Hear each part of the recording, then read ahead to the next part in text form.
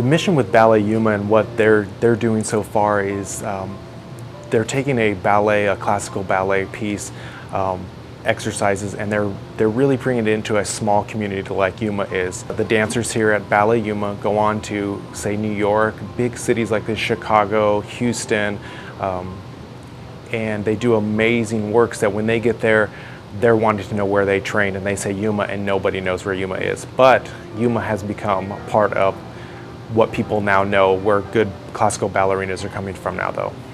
Ballet Yuma is such a treasure.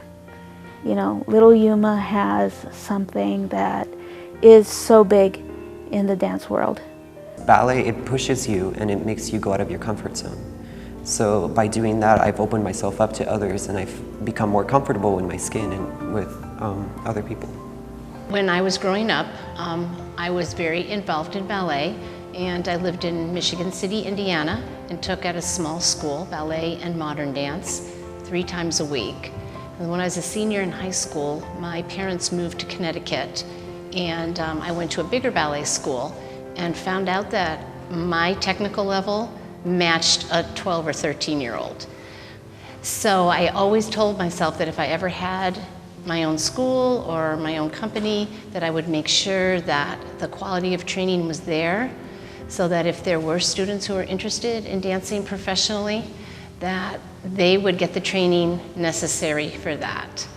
And so our dancers dance 5 to 6 days a week, and so if all the pieces fall into place, they have the training and the experience and the background to be able to start a professional career.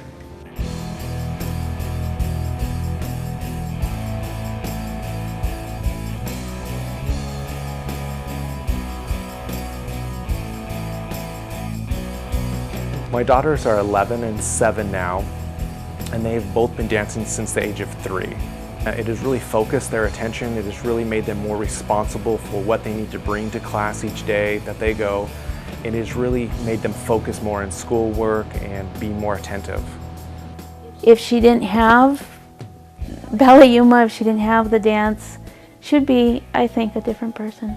It's made her so much stronger and smart. Measured. You know, she knows when to speak and when not to. They call it the 1%. You know, 1% of the students who walk through the studio will maybe start a professional career, but the things that they learn will take them far. I guess it's a challenge, because in ballet, nothing's ever perfect, so there's always something to work for. So every class, like, you come back and you push yourself more, and like when you achieve something, it's so much of a reward.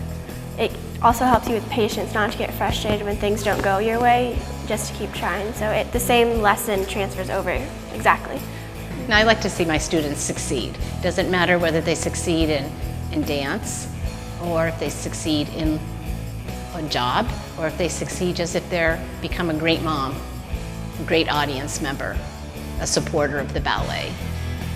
Ballet Yuma is a nonprofit organization. We're not making the money on ticket sales. That's usually going to paying for the facilities that we're renting for this, for light people, for sound people. So the funding really helps bring in the people to teach our children at Ballet Yuma. Guest artists will come in, master teachers, and for the performances that they're there. This really helps them and gets them the experience. Each year, or each performance, we always bring in professional technical director to help us make sure that the performances run smoothly with professional light design and things like that, so that the community has a performance that's more than just a dance recital. But for all of these things to happen, it takes a lot of money. The 8 tutus alone were almost $3,000. So that kind of money for 8 costumes is quite expensive. And so for us to be able to do that, not only for our dancers, but also for the community, we need those funds. Ballet is kind of like a therapy for me. Like, I feel like after classes I'm recovered, that I've let out my emotions in a way that's controlled, in a way that makes me feel good. So I definitely feel like, you know, a new person coming out of the studio, and like a weight has been lifted off my shoulders, because nothing really matters in the studio except for what you're doing. So whether it be there's drama at school or at home, that doesn't matter in the studio. I think mostly I just want to be able to see the art form continue, and that young people understand that the work that you put into something will reap you the rewards, that if you really work and struggle, and that then you will find joy afterwards when you're successful. And that's always been kind of my goal for my dancers.